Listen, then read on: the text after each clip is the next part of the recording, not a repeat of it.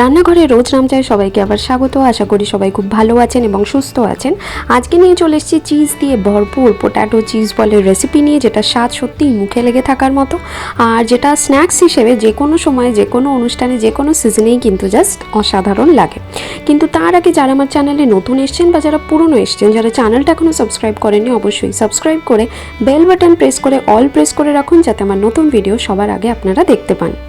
পোটাটো cheese ball বানানোর জন্য আমি এখানে 3টে আলু সেদ্ধ করে নিয়েছি। আলুটা সেদ্ধ করার সাথে সাথে কিন্তু মাখবেন না, তাহলে জল জলে ভাবটা থেকে যায়, মাখাটা অত ভালো হবে না। খানিকক্ষণ রেখে জলটা ঝরার টাইম দেবেন এবং তারপর মাখবেন। আলুটা এখানে খুব স্মুথলি একদম ভালো করে মেখে নিতে হবে, কোনো যাতে বড় পিস না থাকে সেদিকে নজর রেখে। তো এখানে আমি আলুটা ভালো করে মেখে নেওয়ার পর একটা কাঁচা লঙ্কা কুচি করে দিলাম। আপনারা ঝাল বেশি ভালো লাগলে অবভিয়াসলি কাঁচা লঙ্কা আরও বেশি দিতেই পারেন। আর একটা পেঁয়াজ আমি চৌকো করে কেটে নিয়েছি, সেটাও দিয়ে দিলাম। আর এই রেসিপিতে আমি সব জিনিসগুলো, সব সবজিগুলোই চৌকো করে একরকমভাবে কেটে নিয়েছি। আর একটা ক্যাপসিকামের 4 ভাগের 1 ভাগের অংশটা, সেটাও চৌকো করে কেটে নিয়েছি, সেটাও দিলাম। আর আমি এখানে দিচ্ছি 1/4 কাপ বাঁধাকপি। বাঁধাকপি অপশনাল, আপনারা যদি চান দিতে পারেন, না দিলে স্কিপও করে যেতে পারেন। আর তারপর আমি 3টে রসুনের কোয়া নিয়েছি। রসুনের কোয়াটাকে আমি এখানে জাস্ট কুচি করে দেব। 3টের বেশি রসুনের কোয়া দেবেন না, কারণ রসুনের স্বাদ যেহেতু খুব স্ট্রং হয়, তো এখানে চিজের স্বাদটাকে ওটা ঢেকে দিতে পারে। আর যেহেতু এটা পোটাটো চিজ বল, তো চিজের স্বাদটাই এখানে যেহেতু বেশি জরুরি, তাই রসুনটা আমি কম দিয়েছি। আপনারা চাইলে রসুন বাটাও ইউজ করতে পারেন, সেটাও অল্প পরিমাণেই দেবেন। আপনারা যদি চান তো এখানে খানিকটা ধনেপাতা কুচিও দিতে পারেন, তাহলে কিন্তু স্বাদটা আরও বেশি ভালো হবে। আর অরিগ্যানো যদি থাকে সেটাও আপনারা অ্যাড করতে পারেন।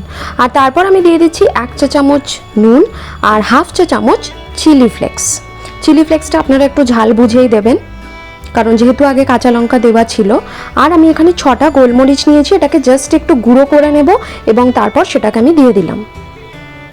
আর এখানে এবার চিজ দিতে হবে, তাই জন্য আমি গ্রেটারের 2 সাইডে ভালো করে সাদা অয়েল ব্রাশ করে নিচ্ছি, এতে চিজটা খুব স্মুথলি, খুব ভালোভাবে গ্রেট করা যায়।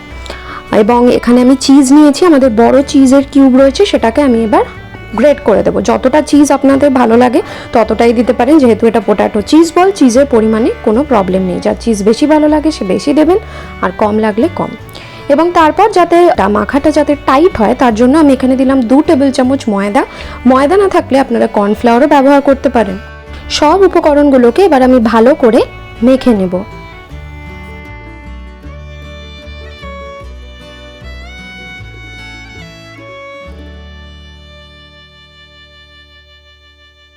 ভালো করে মেখে নেওয়ার পর বানিয়ে নেওয়া যাক যে চিজ বল যেই কোটিংটা দিয়ে আমি ভাজবো, সেই কোটিংটা বানানোর জন্য প্রথমে আমি এখানে নিয়ে নিয়েছি একটা ডিম। ডিমটাকে আমি ভালো করে ফেটিয়ে নেব।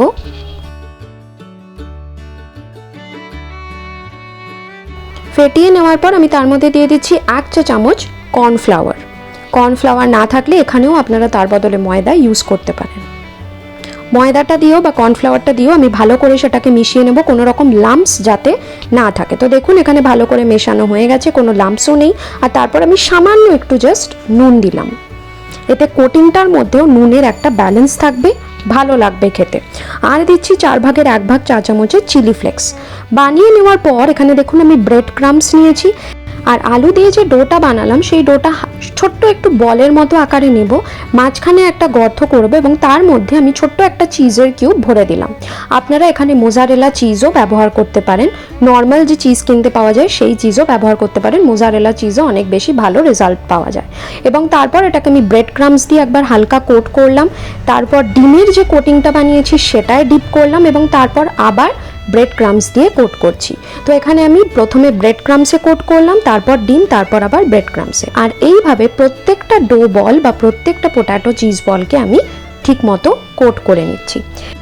চিজ বলগুলোকে কিন্তু এরপর ফ্রিজে রাখতে হবে 0.5 ঘন্টা থেকে 1 ঘন্টার জন্য, এবং তাহলে কি হবে, এর বাইন্ডিংটা অনেক বেশি টাইট হবে। এরপর ডিপ ফ্রাই করার জন্য আমি এখানে 150 গ্রাম সাদা তেল দিয়েছি। যেহেতু ডিপ ফ্রাই করতে হবে, তার পরিমাণটা, তেলের পরিমাণটা আপনারা বুঝে দেবেন।